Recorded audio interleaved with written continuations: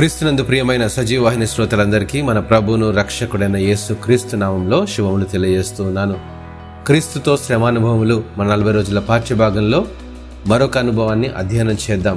విశ్వాసమునకు కర్తయు దానిని కొనసాగించువాడునైన యేసు వైపు చూచుచు మన ఎదుట ఉంచబడిన పందెములో ఓపికతో పరిగెత్తుదామని హెబ్రీయులకు రాసిన పత్రిక 12వ అధ్యాయం 2వ వచనంలో గమనించగలం.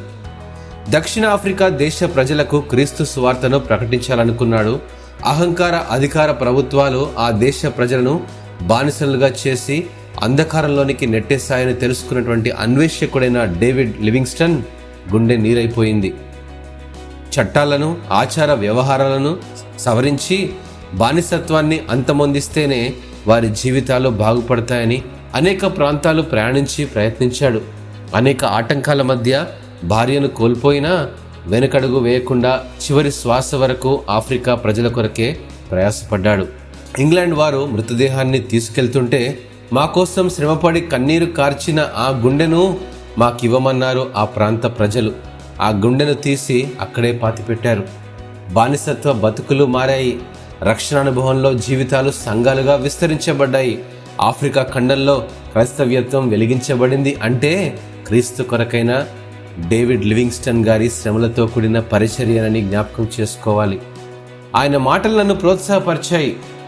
ముందుకే సాగాలనే ఆలోచనలతో నేను ఎక్కడికైనా వెళ్ళడానికి సిద్ధంగా ఉన్నాను. మార్గాలన్నీ సరిగ్గా ఉన్నప్పుడు వచ్చేవాడు కాదు, అసలు మార్గమే లేదు అనే పరిస్థితుల్లో వచ్చే క్రైస్తవులు కావాలి కదా. స్నేహితుడా, క్రీస్తు కొరకు ఏదైనా చేయాలని తీర్మానించుకున్నప్పుడు ఎన్ని ఆటంకాలు వచ్చినా విశ్వాసముతో అడుగులు ముందుకు వేయగలిగితే మూయబడిన ద్వారాలు తెరవబడతాయి. చేసే ప్రతి పనిని దేవుడు 60 100 ఆశీర్వదిస్తాడు.